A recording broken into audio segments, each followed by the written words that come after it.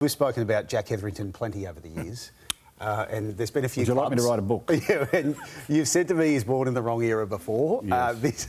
This took it to a whole new level. You say, yes. What on earth? I mean, you've tried to work out what's going on in his mind, but what's stilling? Honestly, right, knowing Jack as I do, he's playing around there. He's just taking the mickey. He is honestly playing around, all right? He is honestly playing around. What would he have done if he wasn't playing around? What? Yeah, he was playing around. What if he wasn't? I don't think he was anywhere near serious Right. in that incident. I think he was just playing around.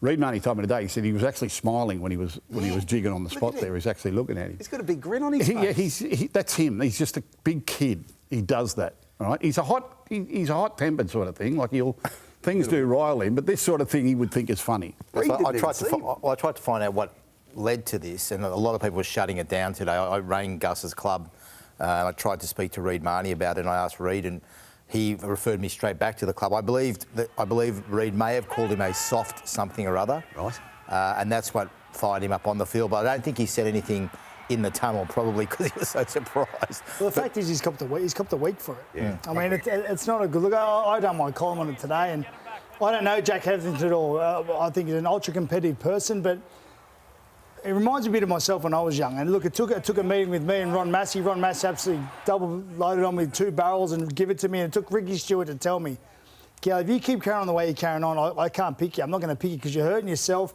and you're hurting the team. And for me, someone needs to have a conversation with Jack Hetherington. He's a quality player. As far as athleticism goes, but Gus, as far as athleticism goes, he's big, he's strong, he's powerful, he's extremely fast. He has the attributes physically to possibly be a rep player. No, and he's just ruining himself. He's better than that. He's actually elite. He tests off the scale. I agree. When we put him through all the physical tests as a young bloke, he's off the scale. So how do you get these? And I've had a number of those. That? I've had a number of those Ron Massey discussions over the years.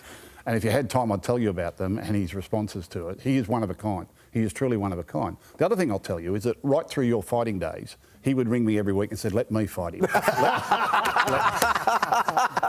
I'll fight him anywhere. I said, I'll fight him anywhere. Let me fight him. He is one of a kind. One of a kind. Let's get it one on. Of a kind. Let's get it on. I said to him one time, I said, mate, you can't keep solving your problems with your fists. I said, if you want to fight, I'll take you down. Knee down, please, boys. I'll put you in the ring with someone who can fight, and they'll punch the crap out of you. And he looked at me and said, they could try. Well, Jack, I know you might not be listening, mate, but you're just hurting yourself, you're hurting your teammates, and in my opinion, and Gus's, you're better than that. And I think you're a really, really good player. I can't get enough. Control yourself. Hey, it was another time. He rang me on a Sunday night because he had to come to training on Monday. So I'm at training on Monday. He said, I'll just let you know I got a bit of bark off me. I said, why? He said, I went home for the weekend. I got in a blue. Who with? 4 blokes jumped me in the car park.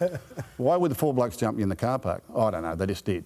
Are you all right? Oh, yeah, I cleaned them up, but I just want to let you know I got a bit of bark off me. As you say. So he's MAD. One of a kind.